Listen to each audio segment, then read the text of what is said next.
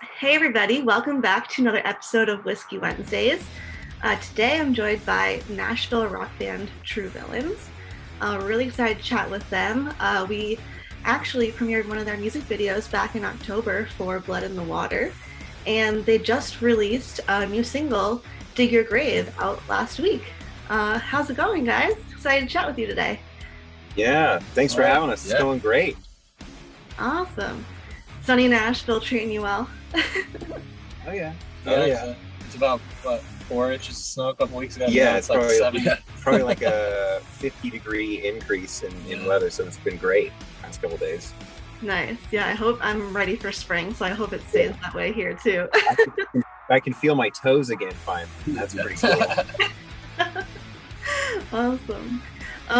So first question, for anybody who may not know you guys, how did True Villains get started? It seems like you're a pretty new band. I looked at Spotify and, just started releasing some music back in 2020. Do you want to take that here? I've answered a lot. Yeah, well, so I guess the music that's out now is part of a rebrand. So the band True Villains has been around since like 2016.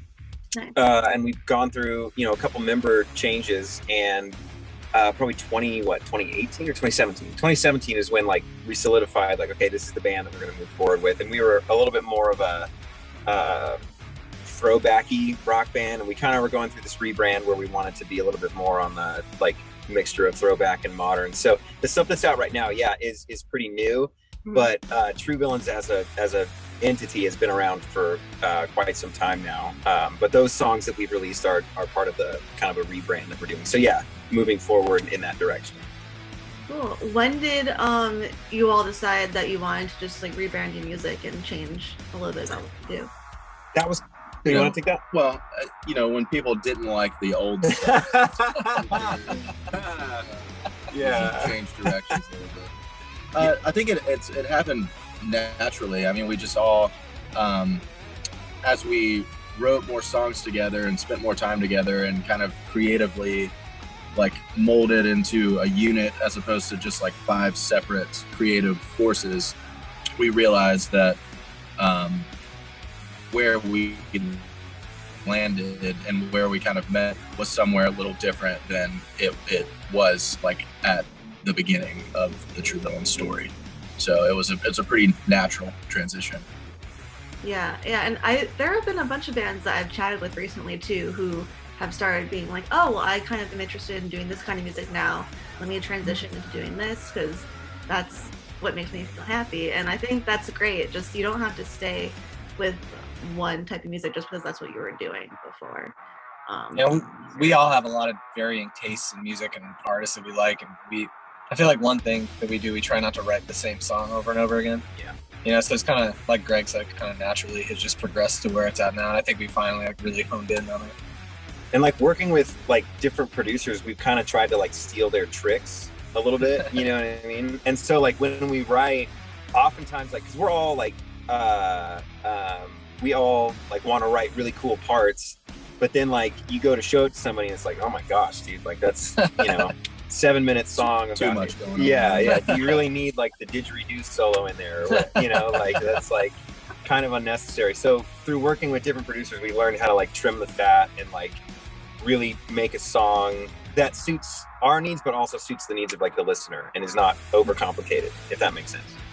Yeah, because even though it's oh, that might be cool to add in this little element for surprise and this little element for surprise, you don't want to add too many things to overwhelm somebody. Yeah, because then you're just massaging your ego and not writing a good song. I guess. So the stuff that you've been putting out recently, when did you start writing it and just decide that you're ready to release? I think working with Nick Raskulinitz, the producer that did the tracks that are out currently, I think that when we had met him and we had a little showcase for him, I guess we just kind of privately played all of our originals for him. And he actually, I feel in that meeting, correct me if I'm wrong on this, but during that experience, he kind of had a couple thoughts of what we had written and a couple songs we thought were really cool. So we just kind of tried to hone in on that direction.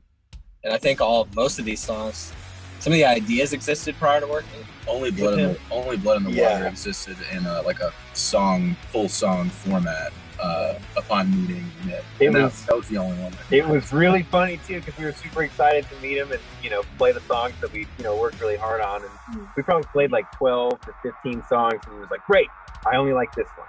It's like, oh man, like, and we were, I was a little distraught after that, like, wow, we got some work to do, but like that's good though. It's good to be pushed and told to do better, I guess. Yeah, especially like someone who's been working with different types of music too, trying to help you guys like form what you want to create. Because then when he does like something, he's not lying. Yeah. Because people flat out tell you like, nah, not feeling it, bro. So I thought the one interesting thing that he had brought up was that he didn't want anybody to listen to it to think that we were from Nashville. He wanted people to think that we could be, basically from anywhere. So we've done a great job on our Instagram handles and everything else, like keeping that a secret, because it literally is True Villains Nashville. Yeah. For me personally, there was, at the time when we joined this band, this like throwback rock band resurgence hadn't quite existed at that time, I don't think. Mm-hmm. Like the Dirty Honeys and the Greta Van Fleets, and I think Rival Sons was like the only one that maybe was somehow being a throwback was ahead of its time. Yeah. But yeah, for me personally, I'm such like a rock and roll fan. I like the classic rock stuff like Zeppelin and Aerosmith and Guns N' Roses and all that. I feel like that attitude was missing from the rock genre, so that's kind of what my vision was for this band originally.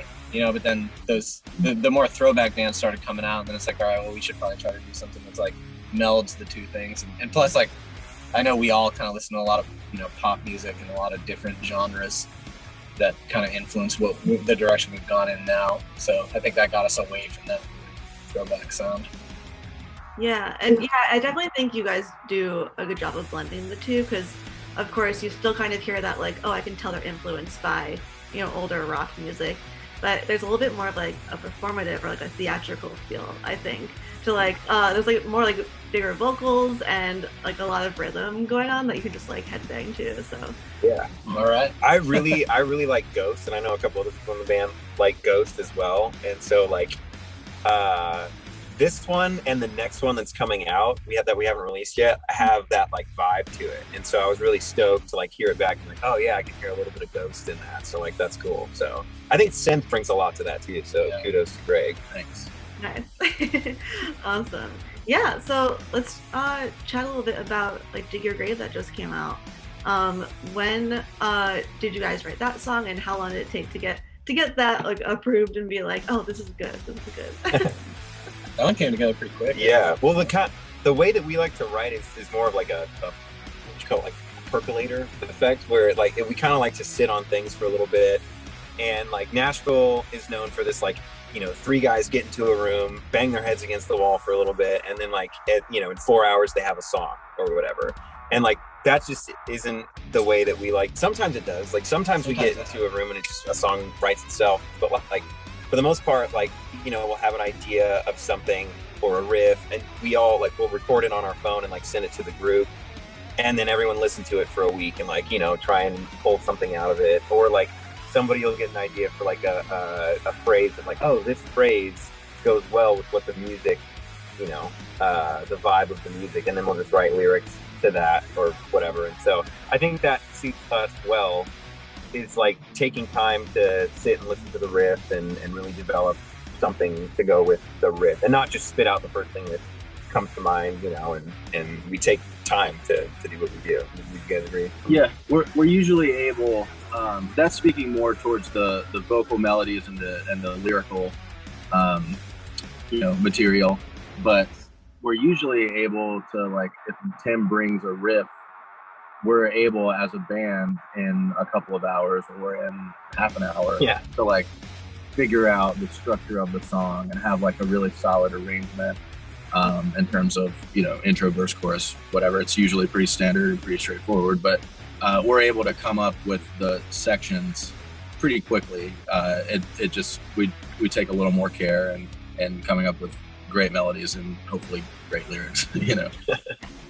Do you guys always like collaboratively write the music and lyrics together, or does that tend to be like one person or another? Usually music comes first, and we'll have like a skeleton of a song, and then whoever wants to pick up the ball and run with it as far as lyrical content can do that, and get something out on a page, and then we come together and reconvene and pick it apart. And, oh, this is cool, but I like the way this sings better. A lot of it has to do with Bo too, because it's like, do you want to sing this? Yeah. You know? Yeah. And B, just do these certain lyrics sing better than these lyrics, and then just trying to weave whatever we're trying to say around that.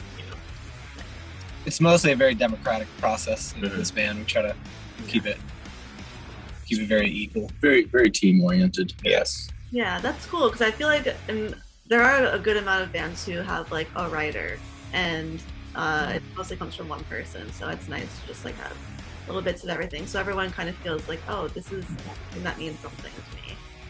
Yeah. Well, like I said earlier, it's like something that you might want to say, but if like the person that's going to be singing it is like, nah, I'm not really into that. Like, because then they're not going to sing it the way that you envision it, because they're not into it. So like, I'll write lyrics and text Bo and say, is this something that you would say? Like, is this something that you would want to sing? And he'll either text me back, yeah, awesome, love that, like, go more in that direction, or nah, man, I'm not really into that. But then it's like, oh man, I spent a lot of time on that. Like, I really like that, but it's like, you can't be too glued to it, because it's like, if you're not the singer and you're not the one that's going to be delivering that performance, then it's like, well, he has to like it. So yeah, and yeah, it's, if one person just likes something, everyone has to collectively agree. Yeah. Yeah, as far as Dig Your Grave is concerned, one thing in that song that did not exist in its original form was the breakdown. Yeah, which is the coolest part of the song. And that's the Nick Raskulin's touch right there. Yeah, he was like, I just really want this to like take a hard left. Yeah. Yeah, so that came out of him like suggesting something to you. Yeah. Yeah.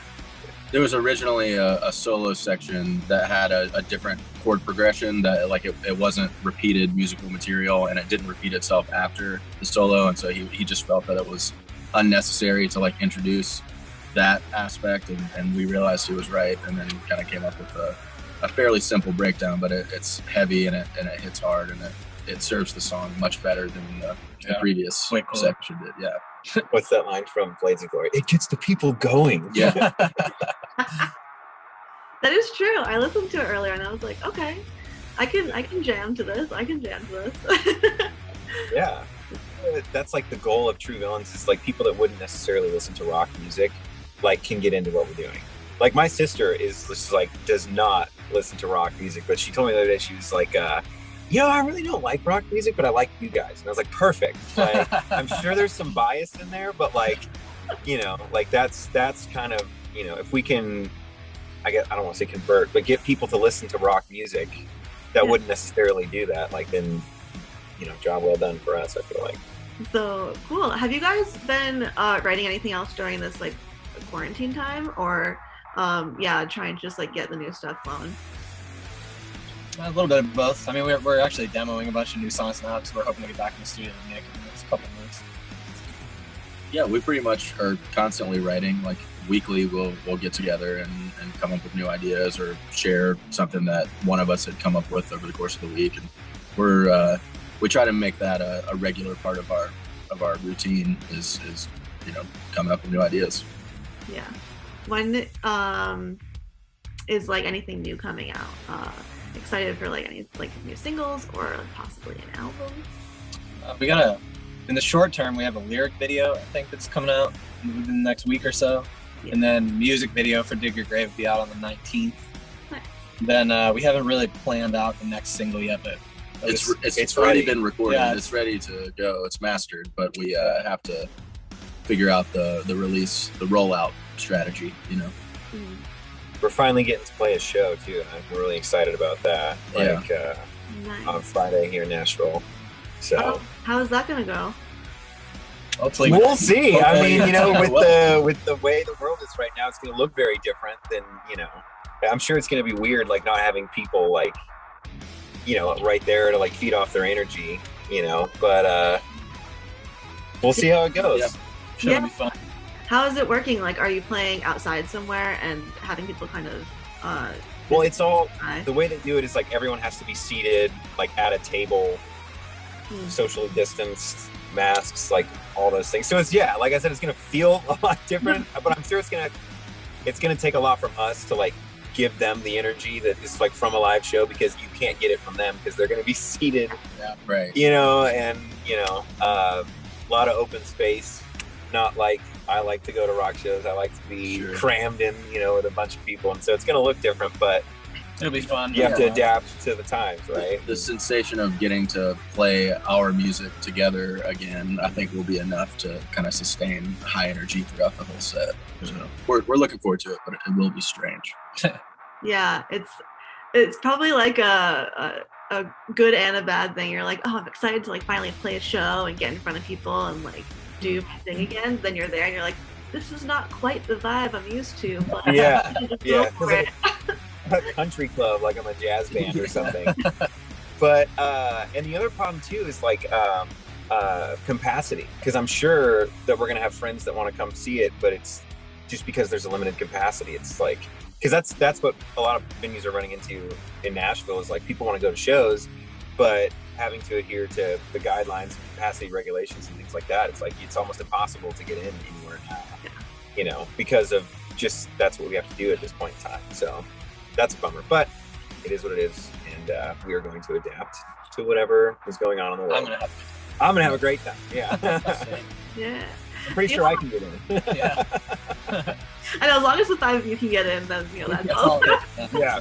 We have to do this one without Bo. He can't get in.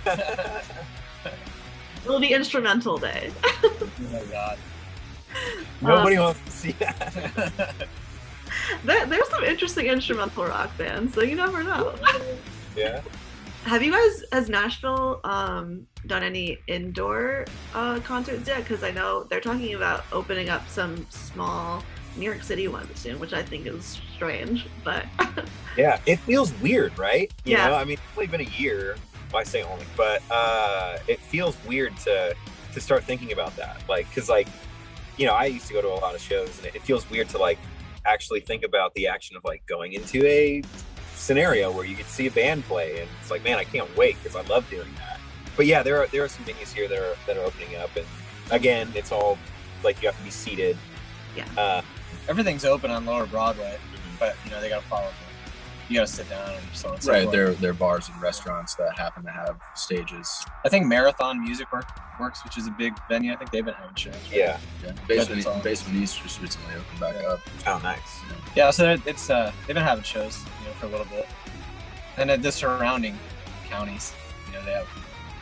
I know down where I live, like a county south of Nashville, and they've been having shows at the venues that there are down there. Looser restrictions. Yeah, I think a lot of it comes down to are people willing to adhere to certain guidelines, whether they agree with them or not. It's the way that it is right now. So if you want to have a band play in front of you, this is what we have to do. So let's just all. I think alcohol plays a key into that too, because once you get drunk and you don't want to wear a mask and you don't want to sit down, and it's just like, bro, I get it. I want to have fun too, but like, this is what we have to do right now. So can we all just don't ruin it? Don't ruin it. You're ruining it, Smalls. Like, so. It's funny, some of the security guys I've talked to, they're like way worse than it used to be. Yeah, babysit children. Yeah.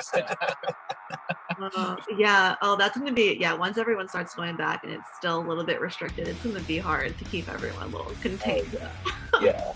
Yeah, it's the roaring 20s. People just want to let it rip. But like that, I mean, I was just reading an article about how it's like actually very much mirroring that. And so like after this pandemic, there is going to be a boom of expression and people that have just been felt so, pent up. And like, this band sucks, but I love this band sucks, but I'm so happy. We'll go to any show ever.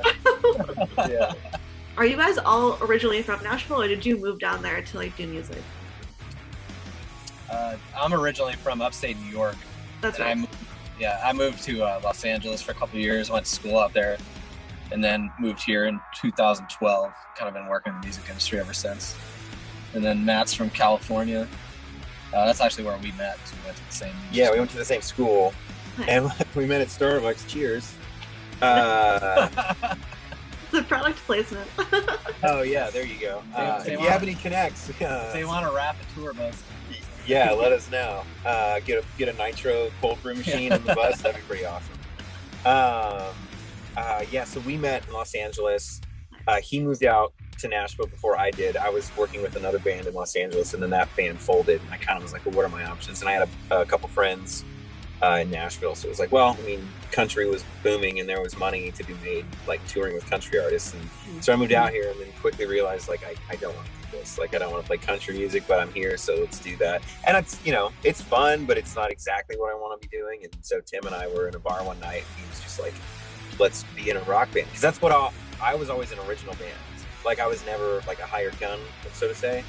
Until I moved to Nashville, and then I started doing that, and it was like, this is fun, but it's not fulfilling. Like, I think we all like to be part of the creative process, and like to write, and like to be involved. And when you're a side person, you're kind of just like, you know, just reading your lines. Yeah, it's like dance monkey. You know what I mean? Yeah. And so, like, that is not what we wanted to do fully. And that's something that we, you know, if we all want to kill each other at the end of the day and want to break up, we can all go back to doing that. But right now it's working for us to do this. It's scratching that creative need for me. I mean, I guess, like, I'm not speaking for you guys, but for me it's doing that. It's like, you know, a band like this is what you want to do when you're a kid, you know, but then when you grow up and like start getting into it, you realize how difficult it really is being an original band. And you have bills. Yeah. Whereas, like, you know, the sideman thing is great because you still get to play your instrument every day and get paid and so on and so forth. But like the dream when you're, you know, 11, 12, 13, 14 years old, it's like to be like your idols per se. Yeah. But anyways, go back to your original question. Greg's from North Carolina. Bo is from Minnesota. Barry, bass player, he is from Florida. So we're kind of from all over the entire country. Yeah.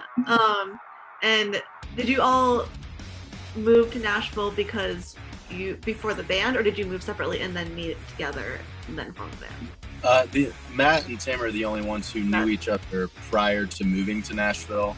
I met Tim shortly after moving to Nashville. I moved here in 2014, and we played with a country pop artist together. So that's how Tim and I know each other. And then I guess Tim met Barry through playing with yet another country artist. And they actually found Bo on Craigslist, which was funny. Yeah. Wow. He did not live here at the time, responded to our crap. Nice. Yeah, we just had I remember we had like a FaceTime meeting with him, and then he was like, hey, you guys are cool, I'll move. And then like 2 weeks later, he moved on. It was a very fly by the seat of his pants individual. Yeah, he just kind of does things. He just does things. And I can't imagine, like, oh yeah, I'll just answer this Craigslist ad and like be in this band. Cool. I'll just do that. I'll move. Yeah. The Craigslist thing was actually kind of a Hail Mary because we had a singer and it just wasn't working out. And I'm speaking for myself, I was like pretty discouraged at that point because we'd been trying to find somebody for a while, and I just posted a Craigslist ad like as a last ditch effort, and then he responded to it. So that was cool. You had already aged out of all the good like artist gigs around town. Pretty much. So.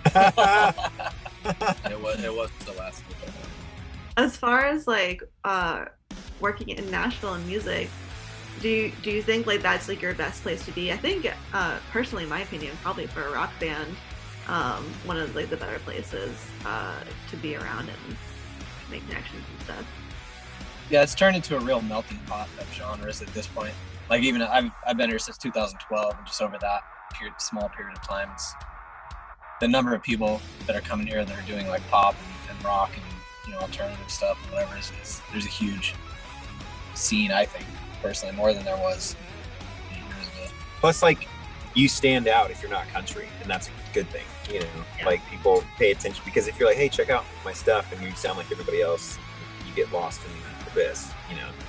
Whereas like, oh, you guys are a rock band? Like, that's cool. Let me check it out. So I think that helped. That helped in the beginning. Now there are a lot more different, you know, types of genres here. But when we first started doing things, it was very unlike a band in Nashville to play rock and roll music. So yeah, there's very few like bands in Nashville. It's mostly artists compared to other. Yeah. I mean, there are very, very many bands. Yeah, but I guess per capita, yeah. Yeah, because, you know, most people move here to make a living playing their instrument, and being an original band is not an immediate payoff. Yeah, it's not a great way to make money playing your instrument.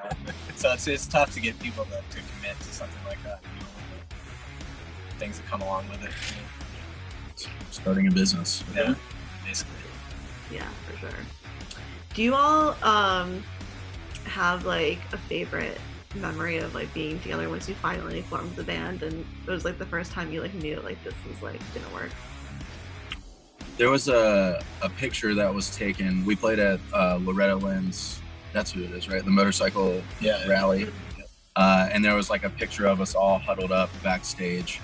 And I remember like feeling good about things then, but now like being able to see the picture, it's in my room. It's like, I see it every day and I'm like, oh, dude, that's awesome. I have that picture in my head. I have that picture in my room too. Wow. I did not know that about either of them. So it's like we all,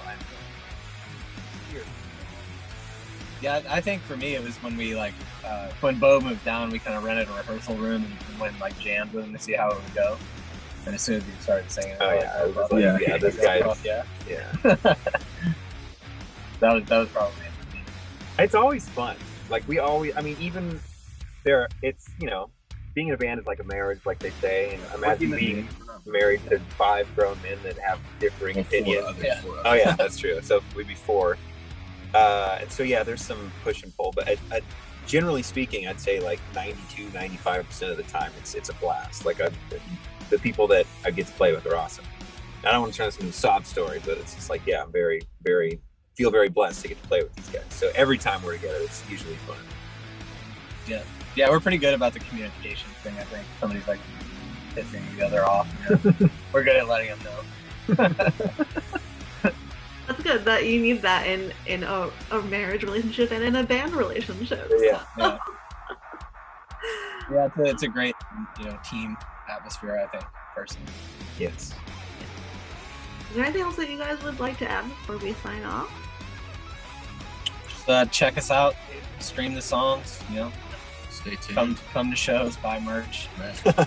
Support bands in any way you can. Yeah. I mean, once it's more shows start happening, I hope everyone gets to do that again more quickly and safely. Mm-hmm. Yeah, awesome. Yeah, because that's a question like we see often is how can you support like you guys or other bands? It's streaming is a huge one. Yeah. I mean, not that it pays us, but it makes it look good to people that are checking us out. But, coming to shows and telling your friends, raising awareness, interacting, buying merch.